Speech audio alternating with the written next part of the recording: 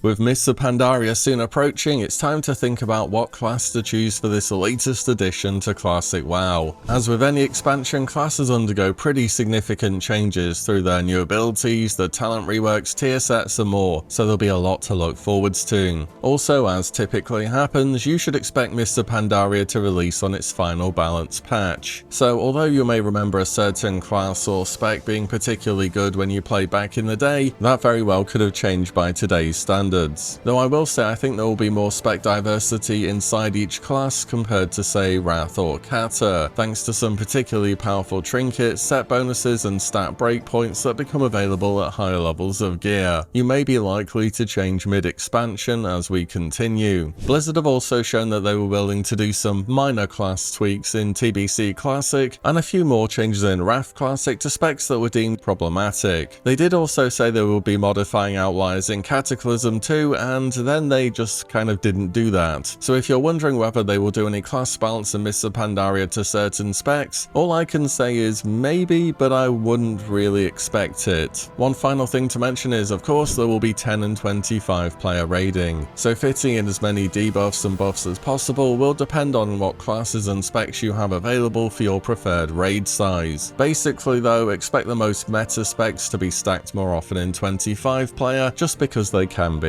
Anyways, with the addition of the monk, there are now 11 classes to cover here, so let's make a start and see how in demand your class will be for Mists of Pandaria. But before we go on, a quick word from today's sponsor, Boot.dev. Boot.dev is a platform that aims to equip you with the skills to work towards a career in back-end web development through interactive lessons and learning. It stands out by taking you on this journey in an interactive way as though it's an RPG, with experience, leaderboards, achievements and more. Boot offers self-motivated individuals the tools to get on board with the Python, Go and SQL programming languages. And it does this through hands-on learning where you're going to be writing tons of your own code, so you really gain an understanding of what works and of course why. And Boot wants to set you up with the fundamentals and encourages you to take your time and really understand each point, rather than just trying to rush you through the course as soon as possible, so you'll be as well equipped as you can be in your future job search. Speaking of which, careers in this field have very solid earnings, often have remote positions, and you can start working towards this today at your own pace. So if it sounds good, why not try them out? You can go to boot.dev and try out the courses for free, and then use my code Willie to get 25% off your entire first year if you choose the annual plan. Many thanks to boot.dev for the sponsor today. Let's get on back to WoW.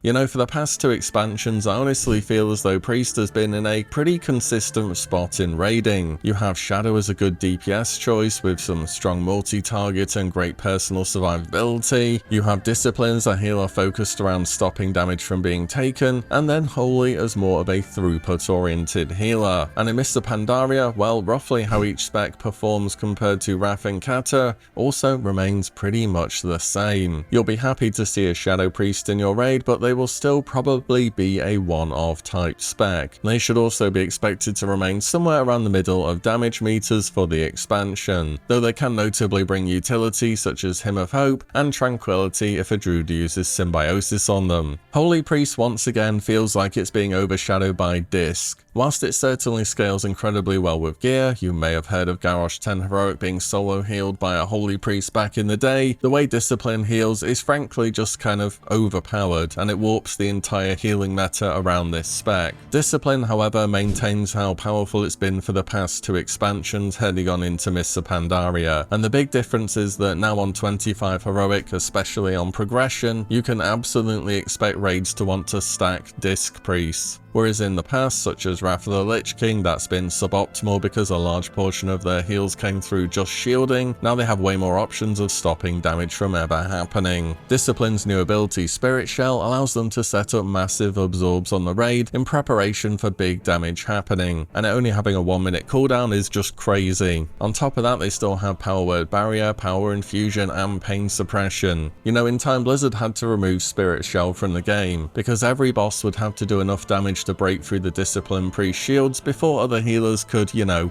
do anything. So yeah, this spec is even more broken than it already was in both Wrath and Kata, and it was already overpowered. So yeah, you really can't go wrong with a Disc Priest in Mists of Pandaria. Warlock next. So this class has some room to be interesting, but at the same time you might not like what you're about to hear. So Mop was infamously the expansion where Locke was reworked pretty heavily, with both Destro and Demonology gaining new resources. Demonology was the go-to meta Locke spec for much of Mop back in the day, where they could now toggle on meta to spend Demonic Fury, allowing them to have way more control over this powerful cooldown. But Blizzard kept nerfing Demonology as it was deemed too complicated for how good it can be, and on the final balance patch, this spec is just nowhere as near as good as it used to be. So will Demo be worth playing at any point in Mists of Pandaria? Honestly, I'm not sure. This is like the wildcard pick for the expansion. With Classic so far, there's been a much larger and much more min-max focused audience playing the game, so it's entirely possible that given certain setups or ways of playing that Demonology can excel. Also, there are currently a lot of pre-pull shenanigans ongoing in Kata. This means you can activate certain procs, trinkets, set bonuses or so on before engaging in a fight, and Demonology is a spec that benefits heavily from this kind of gameplay, and if Mop is how it usually is, you will also be able to figure out pre-pull setups, unless Blizzard decides it's too much and ends up changing it. So overall with Demonology, there's potential there, but overall I'm not sure it will be the best lock spec at any point in this expansion. Destruction, however, is expected to be your go-to pick early on in Mop. It's a Mop where Chaos Bot now always crits and does some massive damage, and Destruction starts to lean more into their speciality of two-target cleave with a reworked Bane of Havoc that copies a ton more damage. As we head into Throne of Thunder and beyond though, Affliction starts to get very overpowered. With new trinkets, tier set bonuses and haste breakpoints, it should really start to pull ahead of the pack, especially on multi-target encounters. And by Siege of Orgrimmar, this spec has kind of outscaled every other spec in the game. Overall, Locks are expected to play multiple specs and will be one of the DPS classes that raids actively look to stack, making them a safe choice in Mists of Pandaria as a caster. The last cloth wearer to cover is the Mage. So I'd say Mage is overall in a better spot than Cataclysm. Kata ended up just being play fire for the whole expansion, and whilst fire was good and it could easily top the damage meters on certain fights, it was also very RNG heavy, needing several procs to line up before you could press combustion. In Mists of Pandaria, there will debatably be a time for all three Mage specs to excel in raiding, which in my opinion already makes this class in a good place. Early on into tier 14, Frost will be taking center stage as the most popular PvE Mage spec, and this will be the first time Frost has been relevant to endgame since raiding in vanilla. This is in part due to a mastery rework, where Frost Mages just used to do bonus damage versus frozen targets, which is rarely useful in PvE. Now instead they have Icicles, which store a percentage of your filler damage spells as Icicles that fire off when you press Ice Lance. Frost is great on single target, cleave and AoE depending on your glyphs and talents chosen. As we progress on into the expansion, fire does become more viable due to the increases in secondary stats, especially crit, which ends up making their gameplay way more fluid. Fire does maintain that similar playstyle you've known for a while, all about keeping those Pyroblast procs going, and it also has great AoE and single target. But the big change for mages is that Arcane will also be very much back on the menu, or at least it will be during the later tiers of Mists of Pandaria. The Arcane charge system has also been reworked to offer a whole host of different benefits depending on what you decide to use them on. And all aspects of Arcane, from the single target to the AoE and just the general gameplay, has been a massive improvement upon Kata. There is only really one downside for the mage, and that is Rune of Power now exists. If you don't know what this is, it's a rune that you put down on the floor and it gives you loads of mana regen and 15% extra damage, and you want to take this as much as you possibly can. But in some encounters this is problematic, and when you have your BIS talent wanting you to always stand still, it can be more than inconvenient at times. Still, Mage is definitely a strong pick as a DPS caster for Mists of Pandaria, and I wouldn't be surprised to see raids opt to take more than one. Next we have the new class, the Monk. So how are they looking during their opening expansion, given that we have final patch balancing? Well, they won't be as overpowered as DKs were during their own expansion, I can tell you that much. First up we have Windwalker as the new melee DPS spec. A key difference back then is their mastery being Tiger's Eye Brew. This is a resource generated through spending chi mmorpg that can be used to provide a flat damage buff. One problem with it is that, of course, you start the fight with no stacks. Other than that, you're focusing around using your big damaging cooldowns such as Rising Sun Kick, Fists of Fury, and then your longer duration ones such as Invoke Zuen. Performance-wise, Windwalker is expected to be somewhere around the middle to upper parts of your DPS, with them doing better towards the start of the expansion. They do also prefer fights with cleave or AoE as well due to how their toolkit puts out damage, and typically won't be doing as well as some other specs on single target.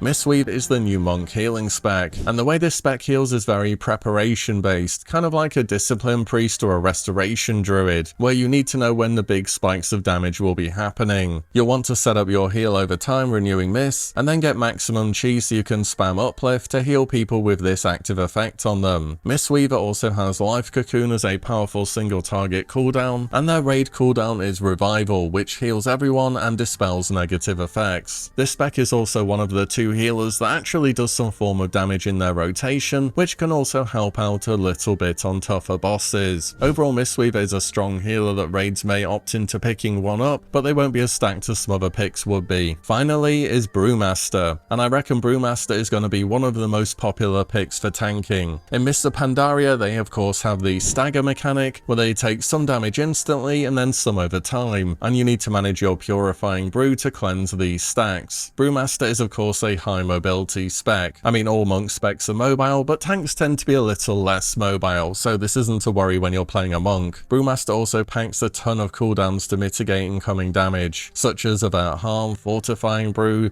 Diffuse Magic, and of course Guard. This spec will be a good pick in all areas of PvE for more or less the entire expansion. I reckon it's overall the best spec that monk has going into Mists of Pandaria on our current balance patch, but it is a tank, so at the end of the day you won't see as many of them as other monk specs just due to supply and demand. It's in Mists of Pandaria where Druid gets their 4th spec, which is Guardian, so let's start with that. Guardian in MoP is a tank which is expected to have a slow start to the expansion, not competing with what other tanks can offer in terms of utility or for mitigation. This spec however does scale well as the expansion progresses and may see more play by the later tiers. However, by then your tank players are probably going to be pretty set on their mains, which they would have been playing for the whole expansion. So if I'm honest, I don't really see a ton of Guardian Druid players in Mists of Pandaria this time around. Feral Druid is expected to start the expansion as an okay DPS, but really you're going to be waiting for Throne of Thunder before you can start putting out impressive numbers, thanks to a trinket they benefit massively from called Rune of Reorigination. The proc on this converts all your secondary stats into the one with the highest value, which leads to some unique gearing strats. As the expansion progresses, they do fall off a little bit and don't scale as well as some other classes, but they remain in the upper tiers of performance. Balanced Druid sees a slow start to Mists of Pandaria in tier 14, however they do scale well as the expansion progresses and offer a bunch of great utility such as Battle Res, Typhoon and Ursol's Vortex to name a few. So if you see a Boomkin, it's probably going to be a one of in a raid. Last is Restoration Druid, and this is one I played a bunch back in the day. I can say for sure this has to be one of the most fun healers in the expansion, with a longer duration on Life Bloom and their mastery. Efflorescence is now a passive through a glyph, and Wild Mushroom stores overhealing and can be detonated to do a burst of instant healing. The Druid feels as flexible and mobile as ever. That being said, they don't pack as strong utility as other healers, and if they're taken they're going to be a one-off in your raid environment more often than not, with preference leaning towards taking them in a 25 player environment. Solid throughput healer though, and a lot of fun, just won't be as in demand as some other picks. Next is Rogue. We'll start with combat. It's expected to have another slow start to the expansion, where it will be unlikely to see play over other options that the Rogue has. As I've talked about with some other specs here, it's just a lack of secondary stats from early game gearing, which aren't giving combat the stats it needs to be effective. On top of that, combat really needs a fight where it can benefit from as much uptime as possible on Blade Flurry. So any 2-target cleave fight, they might see some play, but otherwise on pure single target, it's going to get outpaced by both other Rogue specs. Assassination has been a consistent high DPS spec that's been pretty straightforward to play since Wrath of the Lich King, and that somewhat continues on into Mists of Pandaria. Typically, Assassination also does well early game, as it's not as reliant on secondary stats as some other specs are. That being said, on single target, whilst it's still straightforward to play and get good results with, it's not going to be the most common Rogue spec you see in MoP, because for raiding, the Rogue spec that you should expect to see the most of throughout pretty much the entirety of the expansion will be sub. So sub started to become a viable pick for PvE for the first time ever during Kata, and in Morp it gets even better. With the standard good rogue toolkit of CC and survivability on top of some consistent damage, sub rogue should prove a popular melee pick. You should also know that for all rogue specs, Smoke Bomb now gives a 20% damage reduction for its duration, effectively giving rogues a strong raid defensive cooldown if you can manage to stack people for it. Subtlety remains good for the whole expansion too, so outside of some niche fights where perhaps combat can get a ton of value from cleaving, it should be this spec that you see the most of from rogue by far in Mists of Pandaria. Hunter is probably going to be one of the pure DPS classes that sees the least spec diversity for the expansion. As similar to both Wrath and Kata, it's another showing of strength for survival, with both marksmanship and beast mastery lagging behind. Beast mastery is a spec that does see improvements compared to Cataclysm, now having some AoE, but it just isn't able to compete with survival on putting out damage. But the question will always be really, why are you not playing survival? Similar comments for marksmanship really, except MM starts the expansion stronger than beast mastery does on average. As for survival, it's a flexible, mobile range DPS that puts out good single target and AoE DPS. It's got good defensive cooldowns, it can always bring a variety of raid buffs or debuffs through their pets. I mean, any hunter spec can do this of course, but it's worth a mention, and it's expected for survival to be the go-to hunter pick for the whole of Mists of Pandaria. On top of that, the class is quite stackable as it is a range DPS, so if you aren't so much into learning different specs and just want to stick with one thing for the whole expansion and be in demand, Survival Hunter should be a good pick. Following that we have the Shaman, and much like Cataclysm, this class should be seeing some overall great representation this expansion for all their specs on all raid sizes. Worth noting for Shaman is that all specs receive Stormlash Totem as a new raid-wide short duration buff, which gives players' attacks a chance to do some bonus damage. It's only a small amount of extra damage, but when everyone has it, especially in 25 player, it really starts to add up. Enhancement and Elemental are expected to both more or less follow the same pattern in terms of how well they will do and how much people will want them in their raids. They start the expansion as strong picks, both having access to good cooldowns as well as single target and AoE damage. As Mists of Pandaria progresses, they maintain their place in the raid, and I'd expect them to be somewhere in the mid to upper levels of damage, depending on how well you do of course. You could very well see more than one of each spec in 25 player raids, though I doubt people would go out of their way to stack them compared to some other DPS picks. Overall, either Shaman DPS spec is a great pick for Mists of Pandaria throughout the expansion, so whether you want to go Elemental or Enhancement, you should feel fine about picking either and not worrying about having a raid spot. Restoration, however, should be the most in-demand spec for the Shaman in Mists of Pandaria. This spec gets noticeably stronger compared to Cataclysm. Of course, they pack that standard Shaman great utility, have a ton of cooldowns in Healing Tide, Spirit Link, Mana Tide and so on. They can heal stacked players better than anyone else through extending a healing raid on top of Chain Heal, and they're just overall a fantastic healer, only really being second to Discipline in Mop. In 25 player raids, you'll also likely see more than one Resto Shaman being brought to the raid too, making them and Disc the top two healer picks for the expansion. And now finally onto the plate wearers. We'll start with the Warrior. So for DPS warriors, you know how in Cataclysm Arms was way ahead of Fury for basically the whole expansion, but then I guess Fury became kind of playable right towards the end of it. Do you want to do that again? Well, I hope so, because Mop is going to be another expansion where Arms pulls way ahead of Fury by a pretty huge amount. Fury ideally needs a bunch of extra crit from secondary stats to start feeling playable. As for Arms, it just has more than Fury does. It has good single target, incredibly strong burst AoE, and you just never feel bad about picking up an Arms warrior. This may be the melee spec that raids seek to bring more than one of. However, stacking melee is always more difficult in WoW due to certain boss mechanics being more punishing for them. Protection warrior is also in a better spot compared to Cataclysm and should in theory see more representation. They are a bit weak on the defensive side though, but they put out good damage to compensate. On top of that, as always, Protection remains a very mobile tank, having access to Charge, Heroic Leap, Intercept and so on. And though it is improved, I'm not sure it'll see a ton of play over the two meta picks for Mop, which at this early stage appear to be Brewmaster and Blood DK. I find above any other role its tanks where there tends to be the least diversity and straying away from the meta. It's probably due to a supply and demand issue where raids only really ever need two tanks, and there's just enough enough people playing the meta specs to fulfill that demand. You should also know that all warrior specs now have banners, and the most important one of those is Skull Banner, which gives 20% bonus critical strike damage for its duration across your entire raid. This is very powerful when lined up with other cooldowns, and this alone makes it kind of attractive to bring multiple warriors to your raid, especially on 25 player. Next up is Paladin. We'll start with tanking again. So protection starts in a weaker spot compared to some other tanking picks. Though it does have better defensive options than it did in Kata, it's just lacking the secondary stats to start being effective. As the expansion progresses, they do scale well with gear, but it's a similar story to Warrior, where I'm just not convinced the not so meta tanks will really see all that much play, unfortunately. If Prot Pala does see play, it'll probably be in tier 15 and beyond. That's Throne of Thunder. Next is Ret, and similar to Prot, they should expect to have a slow start in tier 14. Ret really needs a bunch of haste to start being effective, and in lower levels of gear you just don't have that yet. As raid tiers progress, they do notably improve with gear, but not quite keeping pace with some other DPS specs, and should expect to be somewhere around the middle of the DPS meter for basically the entire expansion. Finally, Holy Paladin. So Holy has been somewhere between meta to overpowered all the way back since vanilla, and finally in Mists of Pandaria for the first time ever, this spec really isn't looking anywhere near as good as it usually does. Holy Paladin got hit with a few nerfs right towards the end of Mists of Pandaria, and since we're playing on the final balance patch, that means we get those nerfs from day one. That's classic class balancing for you. Anyways, although Holy Paladins have strong utility, as Paladins usually do, on top of good single target tank heals, they really start to fall behind when it comes to AoE healing, and just generally don't offer as much in terms of throughput or raid cooldowns as other healers do. If raids do end up bringing a Holy Paladin, which I'm gonna be honest, people might just skip out on them, it will definitely be a one-of type pick. Last but not least is the Death Knight, and we'll start here with Frost. Frost is expected to be the least represented Death Knight spec over the whole of Mists of Pandaria, with it having a slower start compared to some other choices. Though it does scale well with gear, you're always going to feel as though you're directly competing with the choice of playing Unholy, which more often than not is just going to be better. Unholy should be the meta DK pick for the expansion. It performs very well early on into the expansion, offering good single target AoE, defensives and cooldowns. It doesn't scale quite as well with gear as some other picks do, but ultimately it's going to remain a valuable pick throughout the expansion. Raids may be more inclined to stack Unholy DKs early on into the expansion rather than later, but it should still be a fine choice of a spec to secure a raid spot. Blood DK was straight up overpowered in Kata, and heading on into Mists of Pandaria, they are keeping a lot of that power. I wouldn't say they're as dominant as they were in Kata, and that Brewmaster is there competing for that top spot, but Blood DK will once again be a safe choice as a tanking player. With great single target damage, a ton of cooldowns, and their self-sustained type playstyle, Blood is going to remain a very strong and very popular pick. And that is a brief rundown of every spec in Mists of Pandaria, so you can have some idea of how they're expected to perform and how in demand they will be. Shout out to Boot.dev for sponsoring this video. You can check them out for free via the links below and get started on back-end web development today. Of course, things like this are always subject to change here. Maybe we see certain specs do considerably better than expected, so treat this as a bit of a guideline for the expansion. I'll be doing some more in-depth videos for each role in the game to go into some more detail on a spec by spec basis as well pre-launch. So until then, as always, thank you all so much for watching and listening in,